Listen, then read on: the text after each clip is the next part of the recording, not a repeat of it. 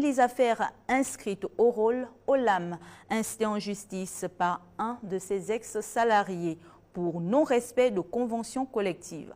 Un procès qui, en cas d'aboutissement heureux, pourrait susciter une levée de bouclier au sein de cette entreprise.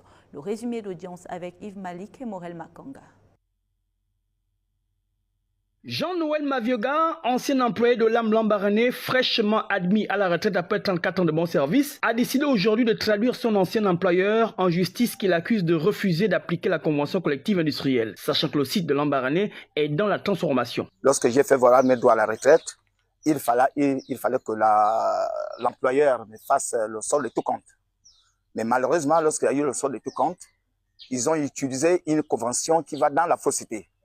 Nous, on fait de la transformation ici. Ici, c'est le complexe industriel de Lambaréné. L'inspection du travail, imprégnée de ce dossier, avait même sommé le géant au respect des textes. Mais en vain. J'ai engagé la procédure et quand j'ai engagé la procédure, l'inspecteur du travail a interpellé le responsable des ressources humaines et le juriste de l'OLAM.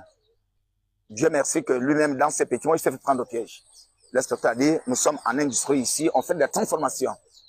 Comment ça veut dire que vous allez utiliser la convention forestière par rapport à la convention industrielle? Pour ce syndicaliste qui suit de près ce dossier, cela révèle des graves violations des textes en vigueur et ces conventions collectives. OLAM n'est qu'un exemple parmi tant d'autres. L'État gabonais devait regarder ensemble, en particulier avec le ministre du Travail, de sortir une convention qui répond aux critères, au lieu de se trouver dans une convention qui ne sert à rien du tout, où actuellement se trouve une situation d'incompréhension entre l'employeur et les ouvriers. L'accusé était représenté par un juriste qui n'a pas souhaité s'exprimer. Mais cette audience civile qui n'a pas été filmée, conseil judiciaire oblige, pourrait faire l'effet d'une bombe, car elle pourrait concerner l'ensemble des employés encore en service issus de ce complexe et peut-être susciter l'intérêt de ce parti à la retraite. Tous ceux qui font plus de 34 ans là, avec la convention qui est utilisée, vous savez comment ils sont payés?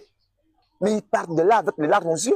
L'affaire est en délibéré pour la rentrée judiciaire prochaine. Jean-Noël Mavioga espère gagner de ce procès assez d'argent. Je n'ai pas envie de faire une estimation. Je n'ai pas envie de faire une estimation là-dessus. Il y aura assez d'argent. Il y aura assez d'argent et puis ça me fera plaisir. Restons toujours au tribunal de première instance de Lambaréné pour suivre deux affaires de licenciement abusif en entreprise dont les dommages et intérêts n'arrangent pas les requérants. Retrouvons de nouveau Yves Malik. C'est un conflit poignant qui l'oppose à son ancien employeur, le complexe scolaire privé Noël Ikapi Wangou. Dès la sortie de l'audience, son moral est dans les chaussettes. Après un licenciement abusif où elle espérait sortir de là vainqueur avec à la clé 6 millions de francs CFA de dommages et intérêts, au terme selon elle des calculs effectués par l'inspection du travail, c'est en revanche une bérésina. Dans son rendu, le tribunal a réduit drastiquement la somme à 600 000 francs CFA. La plaignante compte faire appel. Je mérite mes droits, mais je suis surprise que c'est au lieu de 5 600 000, c'est 600 000 le montant global qu'il doit me déverser. Alors que j'ai fait chez lui 6 ans. 6 ans et j'étais en même temps dans les salles de classe et en même temps à la direction. Donc, et je suis malade.